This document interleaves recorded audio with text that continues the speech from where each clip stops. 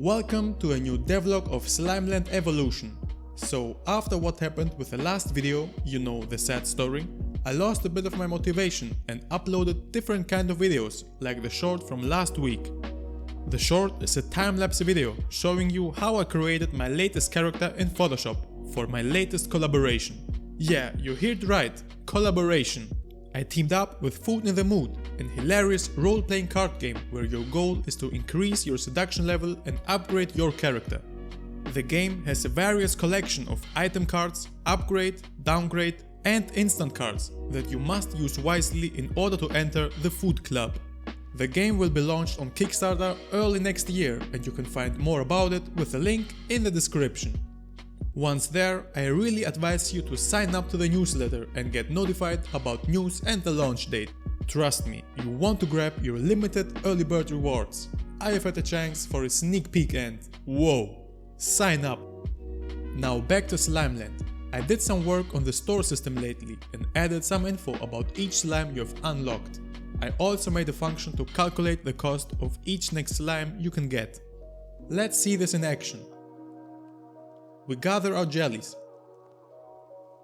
go back to the store and buy some blobbies. You see, the purchase number goes up and the price as well.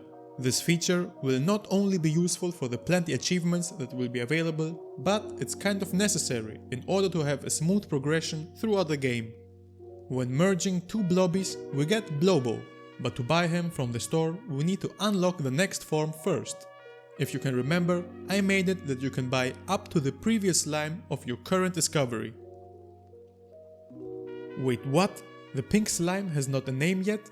And you were also curious about how I come up with such awesome names for the slimes? Well, I don't. For that I have to thank you.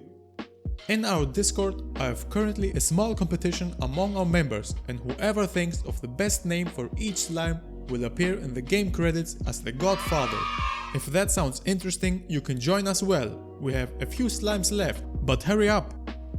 The next thing I did this week was to change the font style of the game. I found a great pixel font and used it for all texts.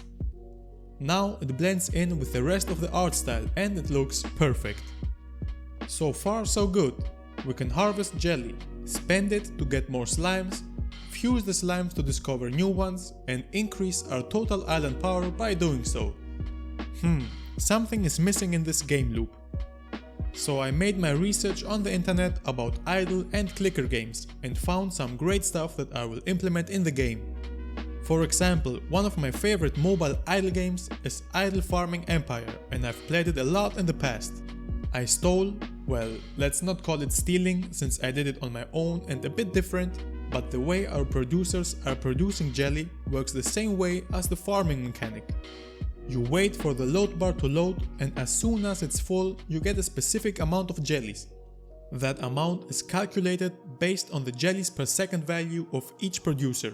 So our bush that's unlocked right from the beginning of the game has a lower jellies per second value than the rest of the producers. If you harvest, the process starts from the beginning.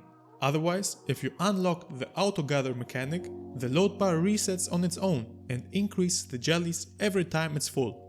Next, my research was about Cookie Clicker.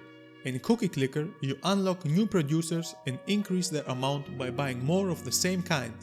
I like this feature, but I will adjust it to our game. Do you know our slime Joe over here? When clicking and holding him, he reveals the power of each individual slime on the island. Now he has a sister, Joanne. Joanne works almost the same way, but you don't need to click and hold. Just click once. She is going to show you the rank of each producer and the cost to upgrade it. Each upgrade in rank will produce more jellies per second and the cost for the next rank will go up as well. Now the new amount of jellies per second and upgrade costs are calculated with incremental functions. Cookie Clicker has this kind of function as well, that let all the numbers go up in an absurd but addicting way. The difference between Slimeland Evolution and Cookie Clicker is that in Slimeland, instead of buying more of the same producer, we simply rank them up. This will help us to have more free room for the new producers that I'm going to create in the future. The functionality though is almost the same. You rank them up, They produce more jelly, you can rank them up again, and gain huge numbers of jelly that you can also spend to get more slimes.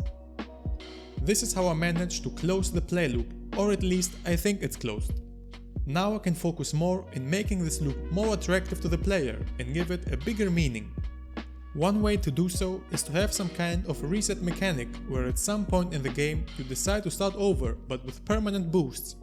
This boost will help you reach your last progress faster and also be able to progress further. I will do another research about this mechanic and inform you about it in the next devlog. I am open to suggestions that will improve the game, and if you have ever created an idle game, I would love to hear about it. Make sure to subscribe and like the video to support the channel. Stay safe and I will see you next time. Ciao!